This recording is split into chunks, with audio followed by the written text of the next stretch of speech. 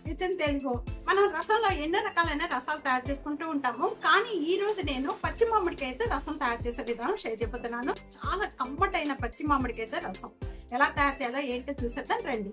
ఇప్పటికి కూడా నా ఛానల్ ని సబ్స్క్రైబ్ చేయని వాళ్ళు ప్లీజ్ సబ్స్క్రైబ్ చేసుకోండి. రండి వీడియోలోకి వెళ్ళిపోదాం. పచ్చి మామిడికాయ రసం తయారు చేసుకోవడానికి ముందుగా నేను ఒక మీడియం సైజు బాగా పుల్లగా ఉండే మామిడికాయ తీసుకున్నాను. దీన్ని అంతా కూడా పైన అనేది చెక్కు తీసేసుకోండి. ఈ విధంగా మామిడికాయ అంతా కూడా పీసెస్ కట్ చేసేసుకొని పక్కన పెట్టేసుకోండి.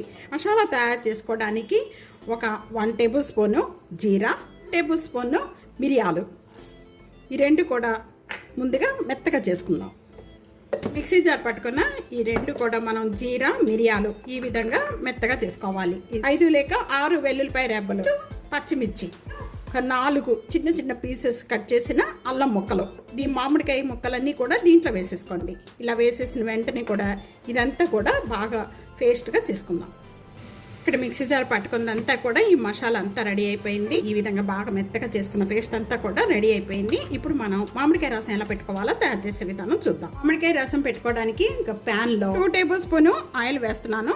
ఆయిల్ బాగా కాయిపోయింది. కాయిపోయిన వెంటనే ఒక 1/2 టేబుల్ స్పూన్ ఆవాలు, 1/2 టేబుల్ స్పూన్ మెంతులు ఇది కూడా బాగా వేయించుకుందాము. ఇవి బాగా వేగిపోయిన వెంటనే ఒక మీడియం సైజు ఆనియన్ ఇలా లాంగ్ గా పీసెస్ కట్ చేసేసి వేస్తున్నాను. ఇవి వేగుతూ ఉండగానే కొద్దిగా ఒక రెమ్మ అనేది కరివేపాకు వేసేస్తున్నాను. ఇవి తొందరగా మగ్గిపోవడానికి ఇక్కడ నేను టేస్ట్ సరిపడా సాల్ట్ వేసుకోండి. నేను ఇక్కడ 1 టేబుల్ స్పూన్ సాల్ట్ వేస్తున్నాను. ఇది ఈ విధంగా వేగిపోతే చాలండి. ఇలా వేగిపోయిన వెంటనే కూడా ముందుగా మనం ప్రిపేర్ చేసుకున్న మిక్సీ జార్లో ఈ మసాలా అంతా కూడా ఇప్పుడు వేసేసుకుందాం.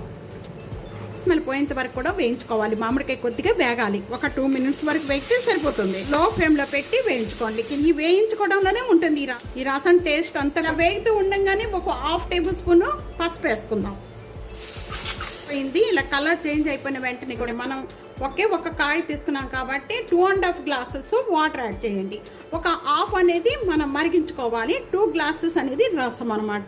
ఇప్పుడు హై ఫ్లేమ్లో పెట్టేసుకోండి. హై ఫ్లేమ్లో పెట్టేసుకొని 2 లేక 3 పొంగులు వచ్చే వరకు కూడా బాగా మరిగించుకోవాలి. ఇలా మరుగుతూ ఉండగానే ఒక టమాటా, అలాగే ఒక హాఫ్ అనేది ఉల్లిపాయ ఇలా మరగాలండి. బాగా మరగాలి. మంచి స్మెల్ వచ్చేస్తుంది. ఇలా మరుగుతూ ఉండగా మనం మిరియాలు, అలాగే జీలకర్ర, అల్లము ఇవన్నీ వేసాం కదండి. ఇవన్నీ కూడా బాగా మరిగి మంచి స్మెల్ వచ్చేస్తుంది. ఉంటే చాలా టేస్ట్ ఉంటుంది. టమాటా చూసారా ఇలా మరిగిపోతే చాలు. ఇంకా స్టవ్ బంద్ చేసేద్దాం. బెల్లం వేసుకోవడం వల్ల చాలా టేస్ట్ వస్తుంది. ముందు కొద్దిగా కొత్తిమీర,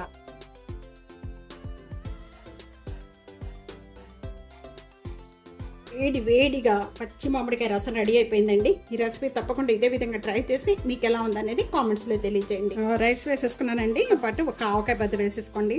చక్కగా ఇంకా అసలు వదలరు. 2 డేస్ బ్యాక్ ఫస్ట్ టైం కూడా తయారు చేసుకునే వాళ్ళు కూడా చాలా ఈజీగా చాలా టేస్ట్గా ఉంటుంది.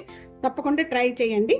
నేను ఇదిగోండి మామిడికాయ, అలాగే ఇప్పుడు మనం రసం ప్రిపేర్ చేసుకున్న రసం దీని మీద వేసేసుకుందాం.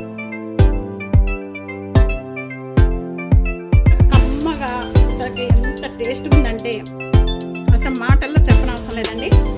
తప్పకుండా ఈ రెసిపీ మాత్రం ట్రై చేసి మీకు ఎలా ఉందనేది కామెంట్స్లో మాత్రం తప్పకుండా తెలియజేయండి.